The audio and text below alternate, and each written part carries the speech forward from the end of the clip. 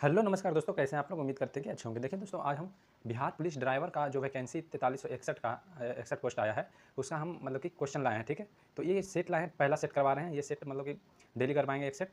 तो आप लोग मतलब डेली करिएगा तो ये बेहतर करके आएगा एग्जाम में। ठीक है, प्रीवियस ईयर और मतलब जो ये एक्सपेक्टेड क्वेश्चन है, मतलब कि एक्सपेक्टेड क्वेश्चन लाए हैं। ठीक है, और जो क्वेश्चन पूछा गया है एग्जाम में ड्राइवर वाले में, तो प्रीवियस ईयर भी इसमें है। और जो एक्सपेक्टेड क्वेश्चन है जो प्रीवियस ईयर के आधार पर बनाए हम लोग, तो वो मतलब कि क्वेश्चन इसमें मिलेगा आपको। तो इतना करके जाइएगा तो आप लोग मतलब कि इससे बाहर नहीं आने वाला है। ठीक है, जो सेट करवा रहे हैं वो करके जाइएगा, बिल्कुल करके जाइएगा, तब आपका मतलब कि एग्जाम क्वालिफाई आप हो जाएगा। ठीक है, तो चलिए हम शुरू करते हैं। लेकिन हम आपसे एक रिक्वेस्ट करना चाहते हैं कि आप लोग चैनल पे नए हैं तो चैनल को जरूर सब्सक्राइब करिए, क्योंकि हम आपके लिए इतना मेहनत करते हैं। तो आप एक छोटा सा काम मतलब कि चैनल को सब्सक्राइब कर दीजिए और वीडियो को लाइक शेयर कर दीजिए। ठीक है, तो चैनल को सब्सक्राइब करना नहीं भूलिएगा। ठीक है, क्योंकि हम इतना मेहनत कर रहे हैं आप लोग के लिए, तो थोड़ा सा मेरा भी सपोर्ट बनना चाहिए आप लोग के लिए। आप लोग करिए सपोर्ट। ठीक है, तो एक सब्सक्राइब जरूर कर लीजिएगा चैनल को। ठीक है, तो आप लोग ध्यान दीजिए पढ़ने में, और चलिए हम सेट शुरू करते हैं। तो देखिए, पहला क्वेश्चन कह रहा है कि सिंधु सभ्यता के लोग किस धातु से अनभिज्ञ थे, मतलब कि उनको जानकारी नहीं था, किस धातु का जानकारी नहीं था। सिंधु सभ्यता के लोग को किस धातु का जानकारी नहीं था, तो सोना, चांदी, तांबा या लोहा। तो देखिए, सिंधु सभ्यता का लोग सोना की जानकारी था, और चांदी का भी जानकारी था उनका, और तांबा का भी था। ठीक है, तो लोहा का जानकारी नहीं था। ठीक है, इसका आंसर हो जाएगा लोहा। ठीक है, चलिए अगले क्वेश्चन पे चलते हैं। क्वेश्चन नंबर दूसरा है कि ये दूसरा क्वेश्चन पूछा है कि एलोरा की गुफाएं कहाँ स्थित है। तो एलोरा की गुफाएं कहाँ स्थित है, महाराष्ट्र में या मध्य प्रदेश या बिहार गुजरात में। तो देखिए, एलोरा की गुफाएं महाराष्ट्र में स्थित है। ठीक है, आप लोग जानते होंगे महाराष्ट्र में स्थित है। देखिए दोस्तों, अगर आप लाइव क्लास भी करना चाहते हैं तो आप कमेंट करिएगा। ठीक है, लाइव क्लास भी हम करवाएंगे। तो अभी हम ये रिकॉर्डेड क्लास है, मतलब कि अभी हम इसको रिकॉर्ड करके अपलोड कर रहे हैं। ठीक है, तो मतलब कि अगर क्लास लाइव करना चाहते हैं तो 11 बजे से करेंगे। अगर आप लोग का सपोर्ट रहा तो कमेंट करिएगा। अगर बहुत सारा लोग कमेंट किए कि मतलब लाइव क्लास आना चाहिए, तो ठीक है, हम लाइव आ जाएंगे। अगर कमेंट नहीं आएगा तो फिर लाइव हम नहीं करेंगे। ठीक है, तो चलिए अगले क्वेश्चन पर चलते हैं। देखिए, क्वेश्चन पूछा है तीसरा कि चंगेज खान किस देश से संबंधित था। बताइए आप लोग, चंगेज खान किस देश से संबंधित था। तो चंगेज खान चीन, मंगोलिया या तुर्की या उज्बेकिस्तान। देखिए, चंगेज खान मंगोलिया से संबंधित था। ठीक है, क्योंकि चंगेज खान का मतलब जन्म मंगोलिया में हुआ था। ठीक है, और मंगोल का राष्ट्र के संस्थापक यही थे। मंगोल राष्ट्र के संस्थापक चंगेज खान थे। ठीक है, और इसका मतलब बचपन का नाम तेमुजीन था। तेमुजीन, ठीक है, याद रखिएगा, तेमुजीन। ये क्वेश्चन भी पूछता है, चंगेज का बचपन का नाम तेमुजीन था। चलिए अगले क्वेश्चन पे चलते हैं। क्वेश्चन नंबर 4 है कि पूर्ण स्वराज का प्रस्ताव कब पारित हुआ था। बताइए, पूर्ण स्वराज के प्रस्ताव कब पारित हुआ था। तो ये 1929 में हुआ था। आप लोग जानते हैं, लाहौर अधिवेशन में हुआ था। और ये किसने किया था पूर्ण स्वराज की मांग, तो जवाहरलाल नेहरू ने। ठीक है, जवाहरलाल नेहरू ने। आप लोग इसको याद करिएगा, रखिएगा। ठीक है, 1929 का आंसर हो जाएगा। चलिए क्वेश्चन नंबर 5 है कि नेपोलियन बोनापार्ट किस देश का शासक था। बताइए, नेपोलियन बोनापार्ट किस देश का शासक था। इंग्लैंड का, फ्रांस का, जर्मनी का या स्पेन का।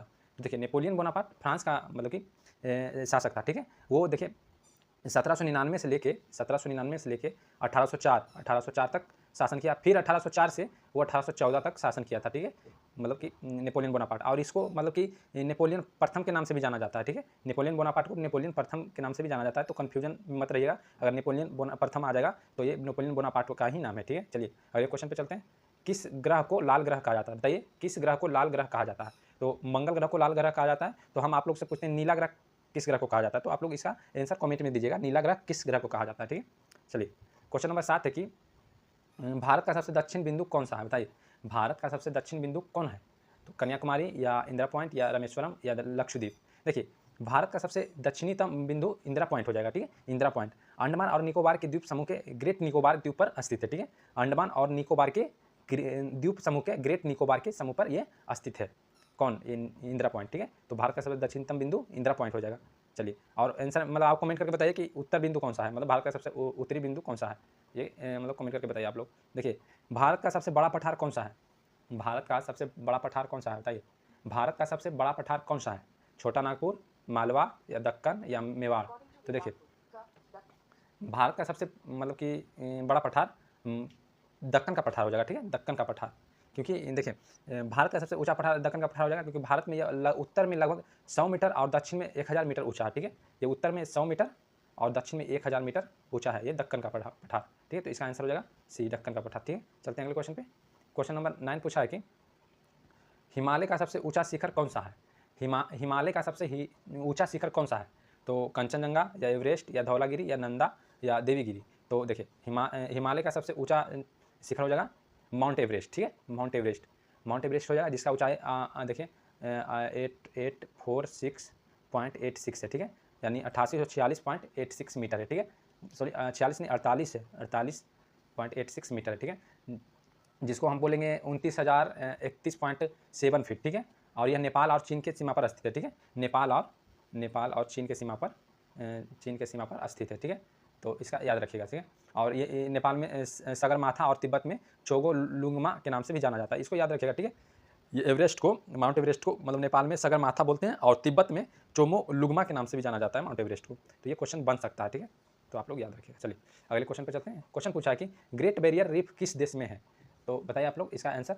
ग्रेट बैरियर रीफ किस देश में है, तो ब्राज़ील में, ऑस्ट्रेलिया में, जापान में या इंडोनेशिया में, तो इसका आंसर बताइए। ग्रेट बैरियर रीफ किस देश में है, आप लोग कभी भी देखिएगा, मतलब कि ये क्वेश्चन करवा रहे हैं तो कभी भी देख रहे होंगे आप, तो इसका कमेंट जरूर करिएगा, ठीक है, इससे पता चलता है कि आपका कितना मतलब कि सही हो रहा है, ठीक है, तो इसका आंसर हो जाएगा ऑस्ट्रेलिया में, ठीक है, ग्रेट बैरियर रीफ ऑस्ट्रेलिया में। चलिए अगले क्वेश्चन पे चलते हैं।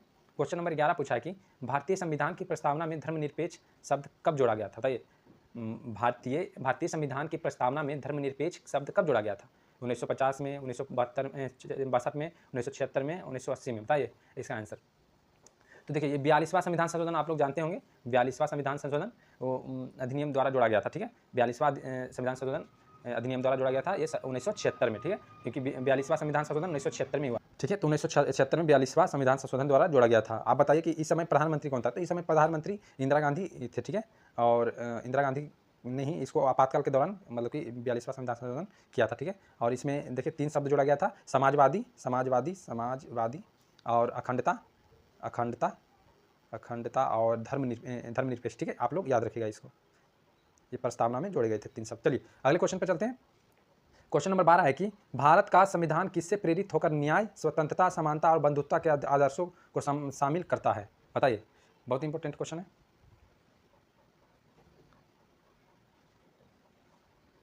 बताइए इसका आंसर। भारत का संविधान, एक मिनट, देखिए दोस्तों इसका आंसर हो जाएगा अमेरिका, ठीक है, अमेरिका की संविधान। भारत का संविधान किससे प्रेरित होकर न्याय, स्वतंत्रता और समानता, बंधुत्व के आदर्शों को शामिल करता है, तो ये अमेरिका आंसर हो जाएगा इसका।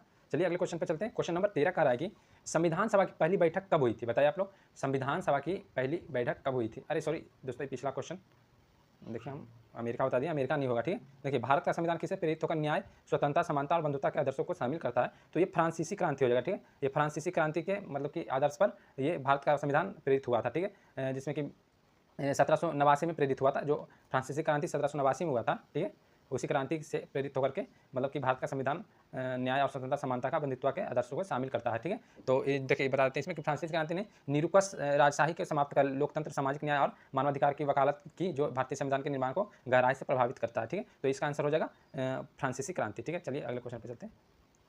देखिए क्वेश्चन पूछा है कि संविधान सभा की पहली बैठक कब हुई थी, देखिए संविधान सभा की पहली बैठक कब हुई थी, 9 दिसंबर 1946, 26 जनवरी 1947 या 15 अगस्त 1947 या 26 नवंबर 1949, तो देखिए इसका आंसर हो जाएगा 9 दिसंबर 1946 को हुआ था, ठीक है, संविधान सभा की पहली बैठक 9 दिसंबर 1946 ईस्वी को हुआ था। चलिए अगले क्वेश्चन पे चलते हैं। क्वेश्चन नंबर है कि 27, भारत की सबसे 27 नंबर आगे रुक जाइए, 14 से इधर होगा, 14 से 15 नंबर आएगा ना। देखिए 15 नंबर पूछा है कि भारत में न्यायिक पुनरावलोकन की शक्ति किस न्यायालय को है, बताइए। भारत में क्वेश्चन पूछा है कि भारत में न्यायिक पुनरावलोकन की शक्ति किस न्यायालय को है, तो इसका आंसर बताइए। केवल उच्च न्यायालय को, केवल सर्वोच्च न्यायालय को, या देखिए थोड़ा सा छोटा कर देते हैं, देखिए या सर्वोच्च न्यायालय दोनों को, या संसद को, तो बताइए। तो इसकी देखिए इसका आंसर हो जाएगा भारत में न्यायिक पुनरावलोकन की शक्ति किस न्यायालय को, तो ये सर्वोच्च न्यायालय और उच्च न्यायालय दोनों को है, ठीक है। भारत में न्यायिक पुनरावलोकन सर्वोच्च न्यायालय भी करते हैं, मतलब सुप्रीम कोर्ट में भी होता है और हाई कोर्ट में भी होता है, आप लोग जानते ही होंगे, ठीक है। चलिए अगले क्वेश्चन पे चलते हैं। क्वेश्चन नंबर 16 कि भारतीय रिजर्व बैंक की स्थापना कब हुई थी, बताइए। भारतीय रिजर्व बैंक की स्थापना कब हुई थी, भारतीय रिजर्व बैंक की स्थापना कब हुई थी, 1930 में, 1935 में, 1947 में या 1950 में, तो 1 अप्रैल 1935 को हुई थी भारतीय रिजर्व बैंक की स्थापना। 1 अप्रैल, ये याद रखेगा, 1 अप्रैल भी याद रखेगा, ये क्वेश्चन पूछ सकता है, पूछता है ही है, ये क्वेश्चन आया हुआ है प्रीवियस ईयर में, इसलिए बता रहे हैं कि ये क्वेश्चन आया हुआ है, इसको याद रखेगा, ठीक है। 1934 के अधिनियम प्रावधानों से 1935 में ये हुआ था, ठीक है, रिजर्व बैंक की स्थापना। चलिए अगले क्वेश्चन पर चलते हैं। क्वेश्चन नंबर है, क्वेश्चन नंबर 17 है कि नीति आयोग का गठन कब हुआ था, बताइए। 2000 में, 2014 में, 2015 में या 2019 में नीति आयोग का गठन कब हुआ था। पहले ये योजना आयोग था, इसको नीति आयोग बनाया गया, ठीक है, बाद में बताइए। तो इसका आंसर हो जाएगा 2015 को, 1 जनवरी 2015 को, ये भी याद रखेगा, 1 जनवरी 2015 को योजना आयोग को नीति आयोग में बदल दिया गया, ठीक है, 2015 होगा इसका गठन 2015 में। बताइए क्वेश्चन नंबर 18 है कि विश्व का सबसे ऊंचा बौद्ध स्तूप केसरिया स्तूप कहाँ स्थित है? बताइए इसका आंसर। विश्व का सबसे ऊंचा बौद्ध स्तूप केसरिया स्तूप कहाँ स्थित है? वैशाली में, बोधगया में, पूर्वी चंपारण में या नालंदा में? बताइए इसका आंसर। तो ये बिहार का पूर्वी चंपारण जिला में स्थित है, ठीक है। विश्व का सबसे ऊंचा बौद्ध स्तूप केसरिया स्तूप पूर्वी चंपारण में स्थित है, ठीक है, ये याद रखिएगा। यह स्तूप 104 फीट ऊंचा है, ठीक है, 104 फीट ऊंचा है और इसे बुद्ध के निर्वाण से पहले अंतिम उपदेशों के स्थान को चिन्हित करने के लिए बनाया गया था, ऐसा माना जाता है, ठीक है। चलिए अगले क्वेश्चन पे चलते हैं। क्वेश्चन नंबर 19, पूरब से पश्चिम बिहार की लंबाई कितनी है? बताइए पूरब से पश्चिम की बिहार की लंबाई कितनी है? 783 किलोमीटर, 583 किलोमीटर, 483 किलोमीटर या 550 किलोमीटर? तो इसका आंसर हो जाएगा 483 किलोमीटर, ठीक है। तो अब हम आपसे क्वेश्चन पूछते हैं कि बिहार की उत्तर से दक्षिण की ओर कितनी लंबाई है, ये कमेंट करके बताइएगा, ठीक है। चलिए क्वेश्चन नंबर 20 है कि सिख गुरुओं में किनका जन्म पटना में हुआ था? बताइए दोस्तों, सिख गुरुओं में किनका जन्म पटना में हुआ था? तो गुरु रामदास या गुरु नानक देव या सतगुरु अमरदास या गुरु गोविंद? बताइए इसका आंसर।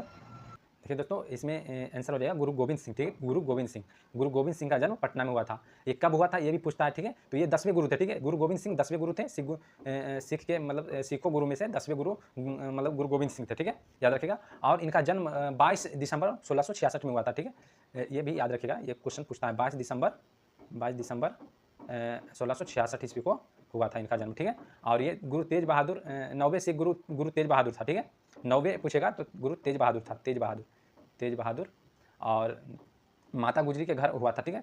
मतलब कि ये गुरु गोविंद सिंह और गुरु तेज बहादुर, मतलब कि गुरु गोविंद सिंह 10वें हो गए और गुरु तेज बहादुर 9वें हो गए, ठीक है। और देखिए गुरु गोविंद सिंह का माता का नाम गुजरी का घर हुआ था, मतलब कि माता का नाम गुजरी था, ठीक है। चलिए यह स्थान जिसे अब तख्त श्री पटना साहिब या हरमंदिर साहिब के नाम से भी जाना जाता है, जिसे सिख धर्म का एक महत्वपूर्ण तीर्थ स्थल है। तो पटना साहिब में जाएगा तो एक तीर्थ स्थल मतलब उसको माना जाता है, जिसे मतलब हरमंदिर साहिब बोलते हैं, ठीक है। चलिए अगले क्वेश्चन पर चलते हैं। क्वेश्चन नंबर 21 है कि उदयपुर झील बिहार के किस जिले में स्थित है? बताइए आप लोग, बहुत ही इंपॉर्टेंट क्वेश्चन है। उदयपुर झील बिहार के किस जिले में स्थित है? ये क्वेश्चन प्रीवियस ईयर क्वेश्चन पूछा गया, ठीक है। बताइए उदयपुर झील बिहार के किस जिले में स्थित है? पूर्वी चंपारण, पश्चिम चंपारण, सुपौल या कटिहार? बताइए इसका आंसर। तो पश्चिम चंपारण में स्थित है, ठीक है, पश्चिम चंपारण में उदयपुर झील पश्चिम चंपारण में स्थित है। यह गंडक नदी के बाढ़ प्रभावित मैदान में गोखुर झील पर स्थित है, ठीक है, गोखुर झील याद रखिएगा, ये भी क्वेश्चन पूछ सकता है। गोखुर झील पर स्थित है। यह 1978 में स्थापित हुआ था, 1978 ईस्वी में स्थापित हुआ था और यह 8.74 वर्ग किलोमीटर के क्षेत्र में फैला हुआ है। चलिए अगले क्वेश्चन पर चलते हैं। क्वेश्चन नंबर 22 पूछा कि क्या पूछा, बरौनी ताप विद्युतीय परियोजना किस जिले में स्थित है? बताइए बिहार की बरौनी ताप विद्युत परियोजना किस जिले में स्थित है? पटना में, मुजफ्फरपुर में, बेगूसराय में या औरंगाबाद में? तो इसका आंसर हो जाएगा बेगूसराय में, ठीक है, सही आंसर हो जाएगा बेगूसराय में। देखिए अब क्वेश्चन 23 नंबर, विश्व का पहला गणतंत्र वैशाली में किसके द्वारा स्थापित किया गया? बताइए इसका आंसर। विश्व का पहला गणतंत्र वैशाली में किसके द्वारा स्थापित किया गया? कपिल वस्तु, उत्तरी मुरूर या कांचीपुरम या लिच्छवी? बताइए इसका आंसर। तो इसका आंसर हो जाएगा लिच्छवी वंश, ठीक है।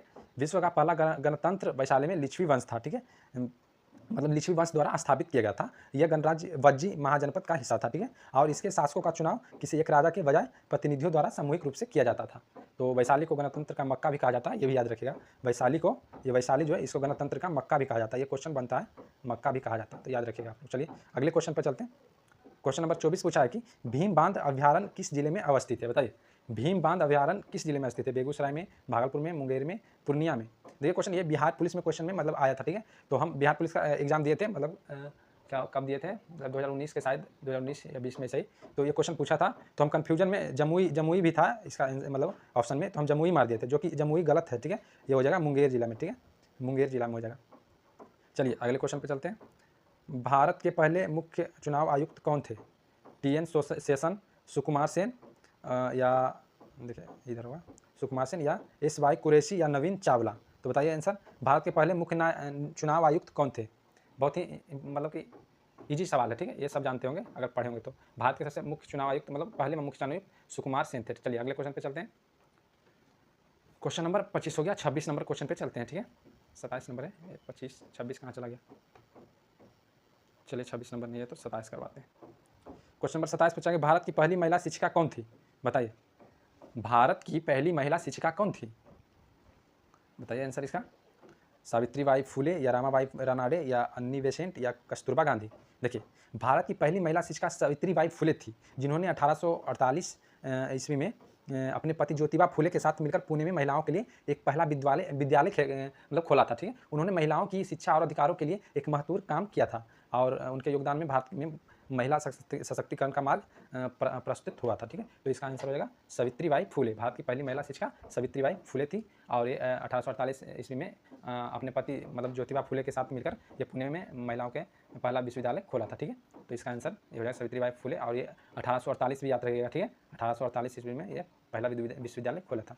चलिए अगले क्वेश्चन पे चलते हैं। क्वेश्चन नंबर 28 है कि भारत का पहला IIT कहाँ स्थापित हुआ था, बताइए। भारत का पहला IIT कहाँ स्थापित हुआ था? मुंबई में, खड़गपुर में, कानपुर में या दिल्ली में? बताइए। भारत का पहला IIT कहाँ स्थापित हुआ था? तो ये खड़गपुर में हुआ था, जो खड़गपुर पश्चिम बंगाल में है, ठीक है। देखिए, भारत का पहला भारतीय प्रौद्योगिकी संस्थान यानी IIT मुंबई में नहीं, बल्कि मतलब आप लोग मुंबई, बहुत सारा लोग सोच रहे होंगे मुंबई, तो मुंबई नहीं है, ठीक है, बल्कि पश्चिम बंगाल के खड़गपुर में 1951 में स्थापित किया गया था। 1951 ईस्वी में, ये भी याद रखिएगा, 1951 ईस्वी में स्थापित किया गया था। मुंबई में भारतीय प्रौद्योगिकी संस्थान बाद में 1958 में स्थापित किया गया था, तो ये मुंबई सेकेंड में आ जाएगा, 1958 में, फिर बाद में मतलब स्थापित किया गया था मुंबई में। चलिए अगले क्वेश्चन पे चलते हैं। क्वेश्चन नंबर 29 पूछा है कि भारत का सबसे बड़ा बंदरगाह कौन सा है? बताइए आप लोग, भारत का सबसे बड़ा बंदरगाह कौन सा है? चेन्नई, कोची या मुंबई या कांडला? बताइए इसका आंसर। भारत का सबसे बड़ा बंदरगाह कौन सा है? चेन्नई, कोची या मुंबई या कांडला? तो इसका आंसर हो जाएगा मुंबई। चलिए अगले क्वेश्चन पर चलते हैं। क्वेश्चन पूछा है कि हिंडनबर्ग लाइन किससे संबंधित है? हिंडनबर्ग लाइन किससे संबंधित है? ये क्वेश्चन पूछा है। हिंडनबर्ग लाइन किससे संबंधित है? भारत, नेपाल या जर्मनी और पोलैंड, या भारत, बांग्लादेश या चीन और मंगोलिया? बताइए, बहुत ही इंपॉर्टेंट क्वेश्चन है, ठीक है। हिंडनबर्ग लाइन किससे संबंधित हो? तो इसका आंसर हो जाएगा जर्मनी और पोलैंड, ठीक है। पोलैंड की सीमा से मतलब अस्तित्व है, ठीक है। तो इसका आंसर हो जाएगा जर्मनी और पोलैंड। चलिए अगले क्वेश्चन पे चलते हैं। क्वेश्चन नंबर 31 पूछ रहा है कि भारत का राष्ट्रीय चिन्ह कौन सा है? बताइए, भारत का राष्ट्रीय चिन्ह कौन सा है? अशोक स्तंभ, चक्रधारी विष्णु, कमल, सिंहासन? भारत का राष्ट्रीय चिन्ह कौन सा है? तो अशोक स्तंभ है, ठीक है। भारत का राष्ट्रीय चिन्ह अशोक स्तंभ है, याद रखिएगा। नेपाल का राष्ट्रीय पशु कौन सा है? बताइए आप लोग, नेपाल का राष्ट्रीय पशु कौन सा है? आजकल नेपाल में बहुत ही दंगा हो रहा है। आप लोग जानते होंगे कि व्हाट्सअप और सोशल मीडिया जितना भी था वो सभी मतलब वहाँ बैन कर दिया गया है नेपाल में, ठीक है। तो नेपाल में मतलब संसद में जाकर के लोग दंगाई किए थे, मतलब कि आग जला दिए थे संसद में जाकर के। तो आप लोग देखे होंगे न्यूज़, ठीक है। तो बताइए, नेपाल का राष्ट्रीय पशु कौन है? भालू, याक, गाय, हिम तेंदुआ? तो ये मतलब भारत का तो बाघ है, लेकिन नेपाल का पूछ रहा है ना। नेपाल का बताइए आप लोग, नेपाल का राष्ट्रीय पशु कौन सा है? तो नेपाल का हो जाएगा गाय, ठीक है, याद रखिएगा। नेपाल का राष्ट्रीय पशु गाय हो जाएगा। चलिए अगले क्वेश्चन पे चलते हैं। भारतीय अंतरिक्ष अनुसंधान संगठन इसरो का मुख्यालय कहाँ स्थित है? बताइए आप। भारतीय अंतरिक्ष अनुसंधान संगठन इसरो का मुख्यालय कहाँ स्थित है? हैदराबाद, बेंगलुरु, अहमदाबाद, नई दिल्ली? तो इसका आंसर सभी जानते होंगे, बेंगलुरु में स्थित है, ठीक है। चलिए क्वेश्चन नंबर 34 पूछा है कि अंतर्राष्ट्रीय महिला दिवस कब मनाया जाता है? बताइए। राष्ट्रीय महिला दिवस एक पूछता है, एक अंतर्राष्ट्रीय महिला दिवस पूछता है, तो इसी में सबको कन्फ्यूजन रहता है। तो बताइए, एक मेरा दोस्त थे, उनका नाम था मनीष जी, ठीक है।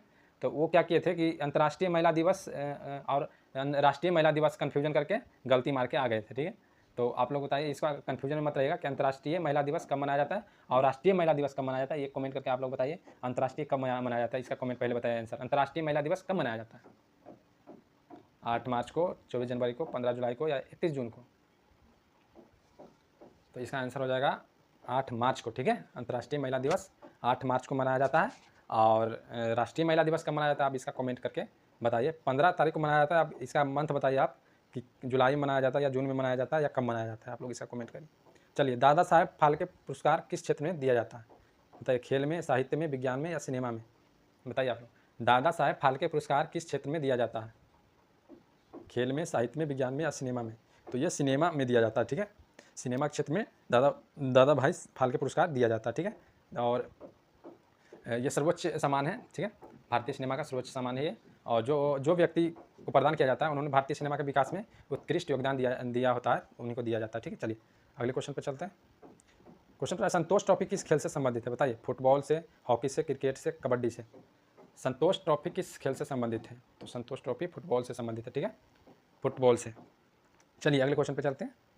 क्वेश्चन पूछा कि WHO की स्थापना कब हुई थी? बताइए आप लोग, WHO की स्थापना कब हुई थी? 1945 में, 1948 में या 1950 में या 1955 में? तो इसका आंसर हो जाएगा 1948 में, ठीक है। 7 अप्रैल 7 अप्रैल को हुआ था 1948 में, ठीक है, 1948 में। यानी वर्ल्ड हेल्थ ऑर्गेनाइजेशन बोलते हैं इसको, ठीक है, विश्व स्वास्थ्य संगठन की स्थापना इसको बोलते हैं, विश्व स्वास्थ्य संगठन। यानी 7 अप्रैल 1948 को हुई थी, जब इसके नए संविधान को एक 26वें राष्ट्र द्वारा अनुमोदित किया गया था। चलिए अगले क्वेश्चन पर चलते हैं। कितना नंबर क्वेश्चन हुआ ये? 38, और अब 39 पे चलते हैं। 39 इधर होगा। चलिए 39 नंबर क्वेश्चन है कि न्यूटन का प्रथम नियम किस नाम से जाना जाता है? बताइए आप लोग, न्यूटन का प्रथम नियम किस नाम से जाना जाता है? जड़त्व का नियम, बल का नियम, संवेग का नियम या गुरुत्वाकर्षण का नियम? तो इसका आंसर तो आप लोग जानते होंगे, जड़त्व का नियम हो जाएगा, ठीक है। न्यूटन का प्रथम नियम को जड़त्व का नियम भी बोलते हैं। चलिए अगले क्वेश्चन पे चलते हैं। क्वेश्चन नंबर 40 का रहा कि ध्वनि, देखिए यहाँ पे क्वेश्चन नंबर, ध्वनि की गति अधिकतम किस माध्यम में होती है? तो बताइए, वायु में, जल में, इस्पात में, निर्वात में। ध्वनि की गति अधिकतम किस माध्यम में होती है? बताइए इसका आंसर। ध्वनि की गति किस माध्यम में होती है? बहुत ही इंपॉर्टेंट होता है। देखिए ध्वनि की गति सबसे अधिक ठोस में होती है। ठोस में तो ठोस कौन सा है बताइए इसमें? ध्वनि की गति सबसे ज़्यादा होती है ठोस में, तो ध्वनि की गति ठोस में होती है, तो इसमें सबसे ठोस पदार्थ कौन सा है बताइए आप? तो इस्पात हो जाएगा, ठीक है, इस्पात हो जाएगा इसका आंसर, ठीक है। चलिए अगले क्वेश्चन पे चलते हैं। एक्सरे की खोज किसने की थी? बताइए, एक्सरे की खोज बहुत ही इंपॉर्टेंट क्वेश्चन है, ये पूछा गया क्वेश्चन है। एक्सरे की खोज किसने की थी? एक्सरे की खोज किसने की थी? हार्ज ने, रॉन्टजन ने, मैक्सवेल ने, थॉमस ने? बताइए। तो एक्सरे की खोज किसने की थी? तो रॉन्टजन ने की थी, ठीक है, रॉन्टजन ने। चलिए अगले क्वेश्चन पे चलते हैं। प्रकाश की गति निर्वात में कितनी होती है? बताइए, प्रकाश की गति निर्वात में कितनी होती है? 2.10⁶ या 3 × 10⁸ मीटर पर सेकेंड, या 5 × 10⁸ मीटर पर सेकेंड, या 1.5 × 10⁸ सेकेंड? इसका आंसर हो जाएगा 3 × 10⁸ मीटर पर सेकेंड, ठीक है। चलिए अगले क्वेश्चन पे चलते हैं। लाफिंग गैस क्या है? बताइए, लाफिंग गैस किसे बोलते हैं? CO2 को, N2O को, SO2 को या H2S को? बताइए, लाफिंग गैस किसे बोलते हैं? नाइट्रस ऑक्साइड को बोलते हैं लाफिंग गैस, ठीक है, नाइट्रस ऑक्साइड को, जिसका सूत्र हो जाएगा N2O, ठीक है, N2O। चलिए अगले क्वेश्चन पे चलते हैं। सबसे हल्की धातु कौन सी है? बताइए, सबसे हल्की धातु कौन सी है? सोडियम, पोटेशियम, लिथियम या कैल्शियम? बताइए इसका आंसर आप लोग। देखिए सोडियम और पोटेशियम दोनों हल्की धातु है, लेकिन इन दोनों में से पोटेशियम अधिक हल्की धातु है, ठीक है। सोडियम और पोटेशियम दोनों हल्की है, लेकिन इन दोनों में से पोटेशियम सबसे अधिक हल्की धातु है, ठीक है। तो इसका आंसर हो जाएगा पोटेशियम, ठीक है। चलिए अगले क्वेश्चन पे चलते हैं। क्वेश्चन नंबर है कि 45 की परमाणु बम किस सिद्धांत पर काम करता है? बताइए, परमाणु बम किस सिद्धांत पर काम करता है? आप लोग बताइए, इसका आंसर तो जानते ही होंगे। परमाणु बम किस सिद्धांत पर काम करता है? न्यूक्लियर फिशन या न्यूक्लियर फ्यूजन या रेडियो एक्टिव क्षय या फोटो इलेक्ट्रिक प्रभाव? तो देखिए, परमाणु बम नाभिकीय विखंडन और अनियंत्रित श्रृंखला अभिक्रिया के सिद्धांत पर काम करता है। इसमें से भारी परमाणु के नाभिक को तोड़कर हल्के नाभिकों में बदला जाता है, जिससे बड़ी मात्रा में ऊर्जा निकलती है। तो न्यूट्रॉन की टक्कर से यह प्रक्रिया आगे बढ़ती है और तेज़ी से बढ़ती है। तो इसका आंसर हो जाएगा नाभिकीय विखंडन हो जाएगा, ठीक है। नाभिकीय विखंडन तो इसमें है नहीं, न्यूक्लियर फ्यूजन हो जाएगा, रेडियो एक्टिविटी न्यूक्लियर फिशन। इसका आंसर ये हो जाएगा न्यूक्लियर फ्यूजन। नाभिकीय विखंडन तो दिया ही नहीं है। चलिए आप लोग इसका आंसर बताइएगा क्या होगा 45 का, ठीक है। आवर्त सारणी निर्माता कौन माने जाते हैं? बताइए, आवर्त सारणी के निर्माता कौन माने जाते हैं? डाल्टन, न्यूटन, मेंडलीफ या रदरफोर्ड? बताइए, आवर्त सारणी के निर्माता कौन माने जाते हैं? डाल्टन, न्यूटन, मेंडलीफ या रदरफोर्ड? तो इसे मेंडलीफ ने, मतलब कि आवर्त सारणी के निर्माता मेंडलीफ को माना जाता है, ठीक है, जिन्होंने 1869 ईस्वी में तत्वों के परमाणु भार के आधार पर व्यवस्थित किया था और उन तत्वों के लिए जगह भी छोड़ी थी जो अभी तक खोजे नहीं गए, ठीक है। तो आवर्त सारणी का निर्माता मेंडलीफ हो गया। चलिए अगले क्वेश्चन पे चलते हैं। क्वेश्चन नंबर 47, विटामिन डी की कमी से कौन सा रोग होता है? रतौंधी, बेरीबेरी, रिकेट्स, स्कर्वी?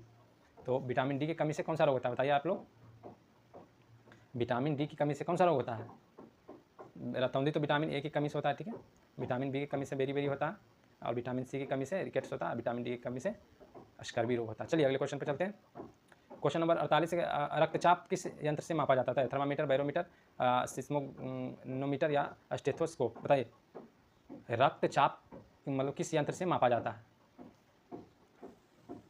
इसका आंसर हो जाएगा स्पिमोमीटर, ठीक है। चलिए अगले क्वेश्चन पे चलते हैं। क्वेश्चन नंबर 49 है कि डीएनए की संरचना खोज किसने की थी? डार्विन और लाइमार्क, वाटसन और क्रिक, पैस्चर और जेनर, मेंडलीफ और मॉर्गन? बहुत इंपॉर्टेंट क्वेश्चन है। तो ये क्वेश्चन जो करवा रहे हैं हम, एकदम 100% मान लीजिए कि ये क्वेश्चन पूछा जाएगा, ठीक है, एकदम एक्सपेक्टेड क्वेश्चन करवा रहे हैं आपको। डीएनए की संरचना की खोज किसने की थी? बताइए। जेम्स वाटसन और क्रिक ने किए थे, ठीक है, वाटसन और क्रिक ने, और 1983 ईस्वी में किए थे, ठीक है, याद रखिएगा। चलिए अगले क्वेश्चन पे चलते हैं। क्वेश्चन नंबर 50 आ गया। देखिए, रक्त में ऑक्सीजन ले जाने का कार्य कौन करता है? बताइए, प्लाज्मा, श्वेत रक्त कणिकाएं, हीमोग्लोबिन या प्लेटलेट्स? रक्त में ऑक्सीजन ले जाने का कार्य कौन करता है? इसका आंसर बताइए आप लोग। प्लाज्मा या श्वेत रक्त कणिकाएं, हीमोग्लोबिन या प्लेटलेट्स? तो इसका आंसर हो जाएगा हीमोग्लोबिन। ठीक है, रक्त में ऑक्सीजन ले जाने का मुख्य कार्य लाल रक्त कोशिकाएं में पाए जाने वाले हीमोग्लोबिन नामक प्रोटीन द्वारा किया जाता है, जो फेफड़ों से ऑक्सीजन को ग्रहण करता है और पूरे शरीर को कोशिकाओं और ऊतकों तक पहुंचाता है। तो इसका आंसर हो जाएगा हीमोग्लोबिन। तो देखिए 50 क्वेश्चन करवा दिए, तो आज इतना ही रखते हैं। ठीक है, 50 क्वेश्चन डेली करवाएंगे। ज़्यादा क्वेश्चन करवाने से भी मतलब माइंड से इधर उधर हो जाता है, क्वेश्चन याद ही नहीं रहता है। तो 50 क्वेश्चन बहुत है। ठीक है, और जितना क्वेश्चन करवाएं आप लोग को याद हो गया होगा, जिस तरह से हम पढ़ाते हैं आप लोग को याद ही हो गया होगा। ठीक है, तो इस तरह से डेली आप लाइव क्लास में जुड़िएगा। कल से लाइव आएंगे। ठीक है, कल से लाइव 10 बजे आए या 11 बजे, आप कमेंट करके बताइए। 10 बजे या 11 बजे आप लाइव करना चाहते हैं तो आप लोग कमेंट करिएगा। ठीक है, तो कैसा लगा क्लास करके? अगर बढ़िया लगा तो बताइए, कमेंट करिएगा और वीडियो को लाइक शेयर जरूर करिएगा। और चैनल पर नए हैं तो चैनल को सब्सक्राइब कर लीजिएगा और दोस्तों को शेयर कर दीजिएगा वीडियो। ठीक है, तो फिर मिलते हैं अगले वीडियो में, तब तक के लिए धन्यवाद। और बाकी डेली क्लास होगा, आप लोग कमेंट करके बताइए कब लाइव क्लास किया जाए, यानी कल 10 या 11, 2 टाइम है। ठीक है, 10 बजे या 11 बजे कब करिएगा आप बता दीजिएगा। ठीक है, उसी समय हम लाइव आ जाएंगे कल से। तो फिर मिलते हैं अगले वीडियो में, तब तक के लिए धन्यवाद। और डिस्क्रिप्शन में टेलीग्राम दिया हुआ, इसका पीडीएफ चाहते हैं तो डिस्क्रिप्शन में टेलीग्राम से जुड़ जाइएगा, वहीं पे मिल जाएगा आपको पीडीएफ। ठीक है, तो फिर मिलते हैं अगले वीडियो में, तब तक के लिए धन्यवाद।